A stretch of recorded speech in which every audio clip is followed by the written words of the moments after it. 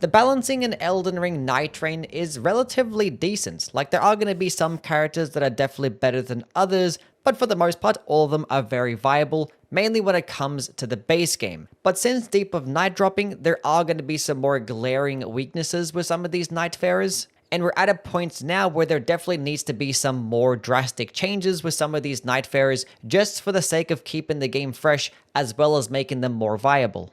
Now, there are going to be some changes that I am going to recommend that are pretty cool, but a lot of the time that I think about these characters and how they could be better, I always just look towards their character-specific relics and how they should just be a part of the base kit. Like the Raider, for instance, his ultimate attack is the Totem, which for the most part kind of feels more like a debuff with how much it gets in your way. Like, it does do some decent damage, it does give you and all of your allies a damage boost, but it is just only for the weapons and not spells. Hopefully that gets fixed. But there are going to be some specific relics that help buff you when you're standing nearby the totem, one giving you more poise and the other one giving you health regen on kills. And it feels like that these things should just be part of the ultimates to begin with. Also, does having damage negation too. I don't know why this ultimates didn't just give everyone that's standing near the totem just a boost to damage negation. Would have made perfect sense. But one idea that I did get told about on my Twitch stream, not going to take credit for this one, but actually having all the character-specific relic perks be tied behind meta progression and is like endgame grinding. So like, the more that you play a character, the more that you level them up, and then you can permanently unlock these character-specific perks and not have to rely on stupid RNG in hopes that you get them in combination with other really good stuff. Because for the most part, all of these are just a benefit to have equipped. But also when it does come to the Raider and his totem, yes, it would be nice if you could just like remove it at any point if it does become an obstacle. Also, maybe have it to where it's actually somewhat translucent, so you actually can see through it and maybe potentially shoot projectiles through it too. But when it does come to his passive ability and his character skill, I think they're perfectly fine for the base game. I kind of wish that we had the choice to not fully charge it when you did actually have the buff active, because sometimes I just want to use like the regular small attack and not have to use like the big fully charged character skill. Because yeah, especially in Deep of Night where enemies are hitting super hard, it can be a bit of a downside because yeah, the damage negation is pretty noticeable in the regular game mode, but when enemies are hitting so hard in like depth 4 and depth 5, the little bit of damage negation isn't really going to be doing anything for you. Like, this character skill needs to have like at least 80% damage negation for this game mode for it to be viable. And also, speaking of which, the character relic that does debuff enemies to make them just do less damage, that needs to be applied on like the first stomping hits and not just the headbutt. I don't know why it's only applied on the headbutt. It's kind of silly. Now, the Raider is going to be one of the easier characters to try and actually change or get a buff in, but there are going to be some other characters that require some more effort, namely the Revenant and the Guardian. And I do have some pretty cool buff ideas for both of them. Now, none of them are probably ever going to get implemented, but I still want to share it because I think they're cool. Starting off with the Revenant first, I do think one of the weakest parts about the Revenant is going to be the fact that incantations are just not going to be as consistent as sorceries. Yes, incantations can actually house some pretty decent support-based spells and have more range of damage types, but with so many useless support-based spells clogging up the loot pool, and with how some of the guaranteed spells on these seals are just useless as well, it's just going to make sorceries be the more desirable option, because more likely than not, if you pick up any staff, whether it's like a white one, a blue one, or a purple one, it's going to come alongside a decent damaging spell. But you can't really say that with the incantations. So please, From Software, actually add a Giant's Flame incantation to the Giant Seal, like Flamefall upon them. That would instantly make it probably the best blue seal in the game. And please just put any damaging spell on the Finger Seal. And also make it more common for some of these seal locations to actually spawn in some blue seals, because at least with the sorceries, you can go to a Rise and guarantee a blue staff. Now, just adding this one change is going to buff the Revenant, but it's also going to indirectly buff a lot of the other characters that do have some synergy with Faith, like the Recluse and the Duchess with the Faith Relic in Deep of Night, which can literally just be a better version than the Revenant due to faster spellcasting speed and a much better passive and character skill, which is going to be the main thing that I want to talk about when it comes to the Revenant changes. I know plenty of people have ideas on how to change the passive and the character skill. Yes, in Deep of Night, it would be nice if that has had just more damage and more damage negation buff just across the board, and maybe having it actually scale with depth. But I think a really cool idea for the Revenant would be to merge the passive ability and make it synergize with the character skill. Because the way it stands right now, the passive ability, even if it does work and does get procced, the amount of times that you actually benefit off it happens very rarely. And in Deep of Night, it can actually come in clutch because like if you have a depth 5 enemy get turned into an ally, they're doing ridiculous amounts of damage. But one thing that I would love to see is having the option to make these enemies turned to summons be permanent. So instead of having 3 options for summons, you actually get a 4th one that's interchangeable. You can pretty much like absorb them or catch them like a Pokemon pretty much, and being able to use them throughout the entire expedition, and they can get regenerated like all your other summons, but if you don't want to use them anymore and you want to replace it out with something else, you can.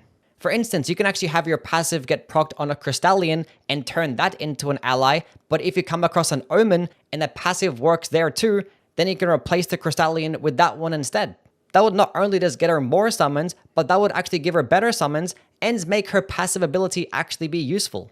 Also, speaking of the character skill, please make the allies just be more transparent for us and not just our teammates.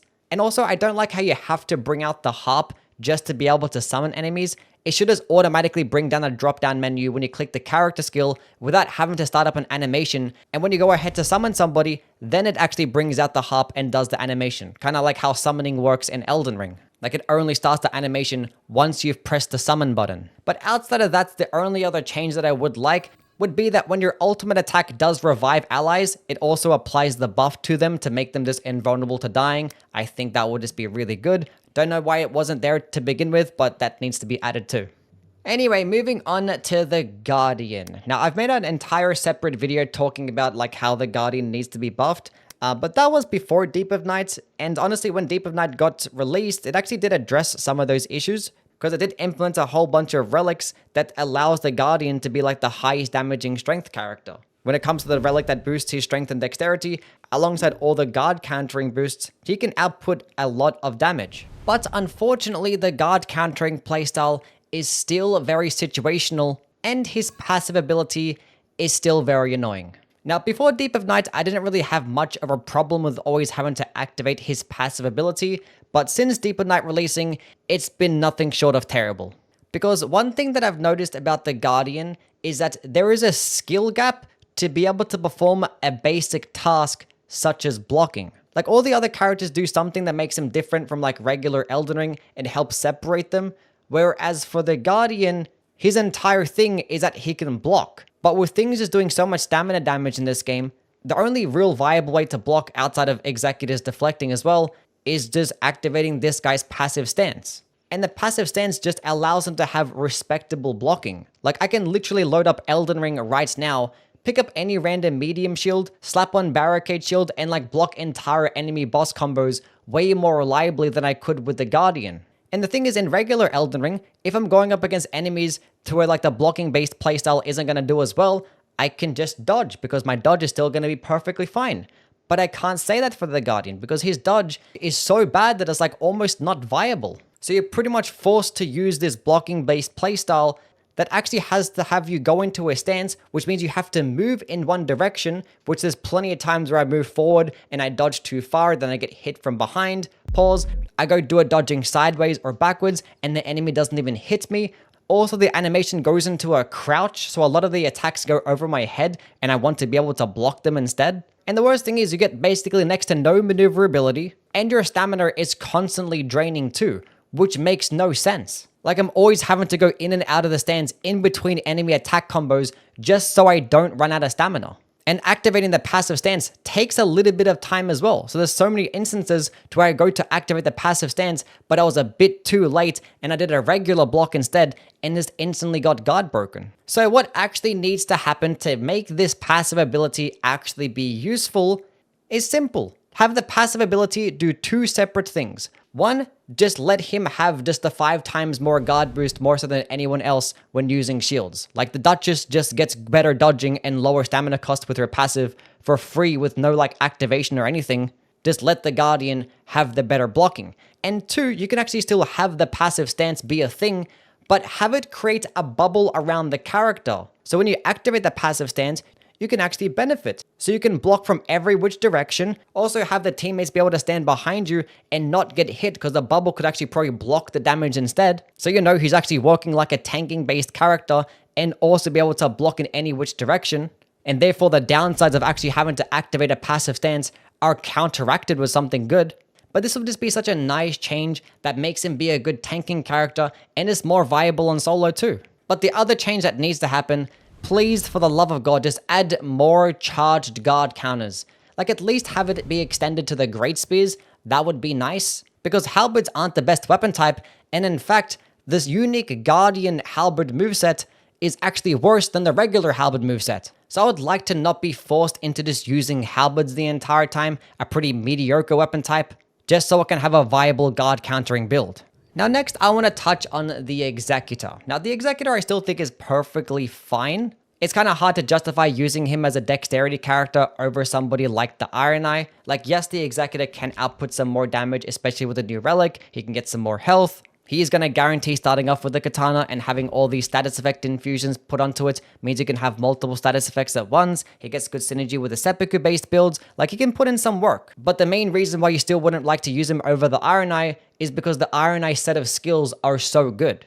And there will be some small changes that I would like to have to all of his abilities. When it comes to his passive ability, yes, it does make the seppuku builds be really powerful. Like you can just use seppuku back to back to back and then give yourself over a 60% damage boost, pop your ultimate, and just get all your health back and get insane damage. But if you're not using seppuku, then this thing kind of just sucks. So it's either you do one of two separate things. One, you obviously make it to where instead of self-proccing the status effect, it makes it have the vicinity boost. So when you actually like proc status effects, whether it be yourself or to an enemy, you get like an additional 5 to like 7% damage boost, and those things can stack too. Or just leave it the way it is and just make the Executor just take a lot less status effect damage. Like it doesn't really feel like much of an incentive to me to want to get procced with a status effect just to get 20% damage for 30 seconds. Like I wouldn't mind purposely proccing myself with a status effect sometimes if it meant that I wasn't going to get hit that hard. So maybe make it to where like 90% of the status effect damage is just negated with his passive. Like why not?